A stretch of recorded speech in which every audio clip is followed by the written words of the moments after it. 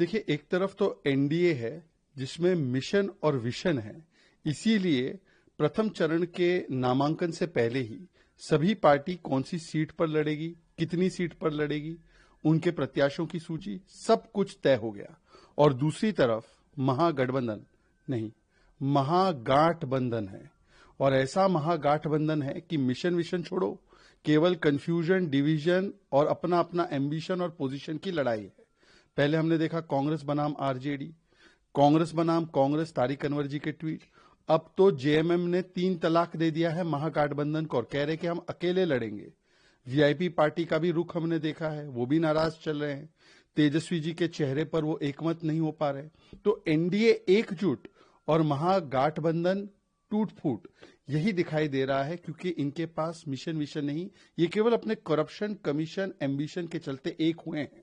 और इसीलिए देखिए ना, अब फर्स्ट फेज के नॉमिनेशन हुए 121 सीट के लिए। कई ऐसी सीट है जहां पर कांग्रेस और आरजेडी के प्रत्याशी एक के खिलाफ लड़ रहे हैं। पिताजी सिंबल देते हैं, बेटाजी सिंबल वापस ले लेते हैं। भाई बनाम भाई हो रहा है, भाई बनाम बहन हो रहा है। तो ये टुकड़े टुकड़े अलायंस है। और जो एक नहीं हो पाते हैं वो बिहार को एक होकर क्या देंगे? नौकरी, काम, सेवा। तो इसीलिए जनता भी उनको देखकर आगाह हो चुकी।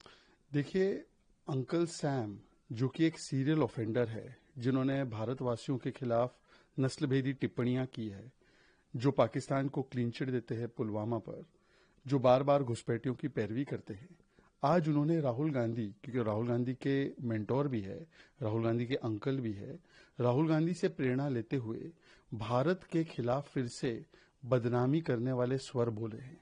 और भारत की संस्थाओं के खिलाफ जो सुपारी लेकर राहुल गांधी जी भी जब विदेश धरती पर जाते हैं और अनाप शनाप बयान देते हैं, उसी श्रृंखला में एक और बयान सैम पित्रोदा का है। और अब तो सैम पित्रोदा ने कहा है कि केवल इलेक्शन कमीशन ही नहीं, सुप्रीम कोर्ट पर भी भरोसा नहीं बचा, क्योंकि सुप्रीम कोर्ट भी उनकी बात नहीं मानता। और जनता को भी ये पसंद है, जनता के विवेक पर भी सवाल खड़े कर दिए। देखिए, विदेशी धरती पर राहुल और कंपनी जाती है तो भारत की संप्रभुता के खिलाफ बोलती है we will fight the Indian state. Bharat की संवैधानिक संस्थाओं पर हमला बोलती है, भारत की सेना पर हमला बोलती है। अब जिस प्रकार से सैम पित्रोदा ने फिर से तब बोला है सुप्रीम कोर्ट और इलेक्शन कमीशन के खिलाफ, जब बिहार के एसआईआर पर सुप्रीम कोर्ट में सुनवाई चलते वक्त कोई प्रमाण नहीं दे पाए। सुप्रीम कोर्ट को बोलना पड़ा, भाई पैशन बहुत है, रीजन कहां है, एफिडेविट फेक दे रहे हो। एसआईआर एक्टिविटी बिहार में हो गई, एक अपील इनके बीएलए ने फाइल नहीं की है। और उसके बाद भी ये लोग जो है जिस प्रकार से बिना प्रमाण के हिट एंड रन करते हैं। महाराष्ट्र में भी किया, सुप्रीम कोर्ट में क्या निकला? आलंद में किया, क्या निकला? महादेवपुरा में किया, क्या निकला? तो प्रमाण कुछ नहीं है, केवल प्रोपेगेंडा फैलाना है। और बीजेपी विरोध में भारत विरोधी स्वर किस प्रकार से बोले जाए, इसमें फिर से एक बार अंकल सैम सामने निकल कर आए हैं। अब अंकल सैम से सिर्फ इतना पूछना है कि राहुल गांधी के इस टूलकिट के आधार पर जो ये अनाप शनाप बयान देते हैं, ये चयनात्मक कमिटमेंट टुवर्ड्स संविधान है। दरअसल ये संविधान का विरोध करते हैं और भारत का विरोध करते हैं, मोदी विरोध करते करते हैं। देखिए, जिन लोगों ने अयोध्या जी को या सनातन के केंद्रों को अंधकार में रखा, जिन लोगों ने राम भक्तों पर गोलियां चलाई और उसका अभिमान उनको महसूस हुआ, जिन लोगों ने सैफई उत्सव में बॉलीवुड के कलाकारों को नचवाने में हजारों करोड़ रुपए फूंक दिए, जिससे जनता का कोई लाभ नहीं हुआ, आज जब अयोध्या हो, काशी हो, या चाहे हमारी दिल्ली का कर्तव्य पथ हो, वो जगमगाती है, प्रकाशमय हुई है। सनातन केंद्रों की चिंता की गई है पिछले कुछ वर्षों में, जब से योगी जी, मोदी जी की सरकार आई है।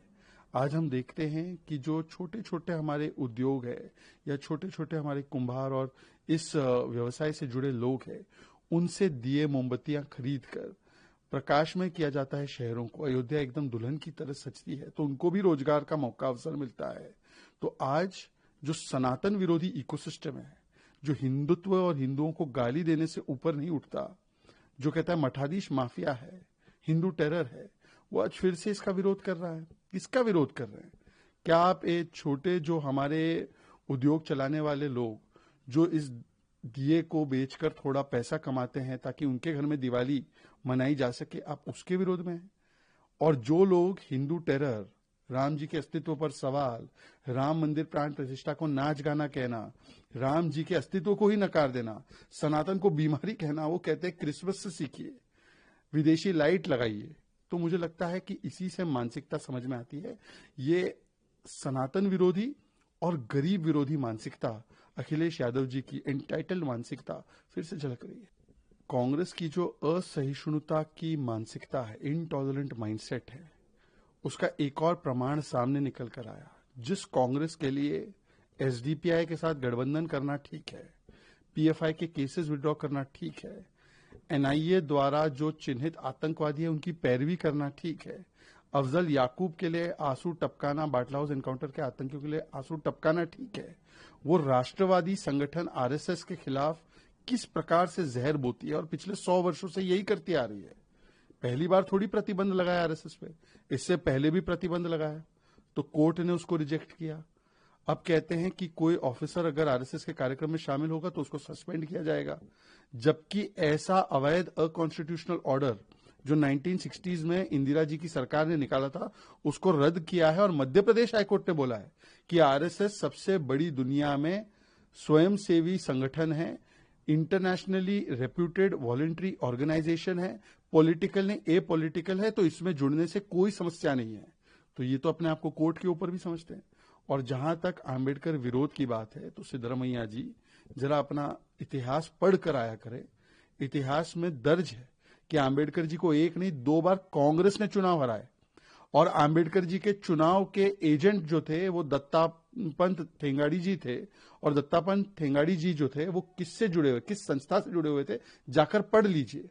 और सबसे बड़ी बात, आज भी तो आंबेडकर जी के विचारों का विरोध वही कांग्रेस करती है जब वो मुस्लिम आरक्षण की बात करती है, मुस्लिम कॉन्ट्रैक्ट्स की बात करती है, मुस्लिम को किस प्रकार से बजट अलग से देना चाहिए उसकी बात करती है।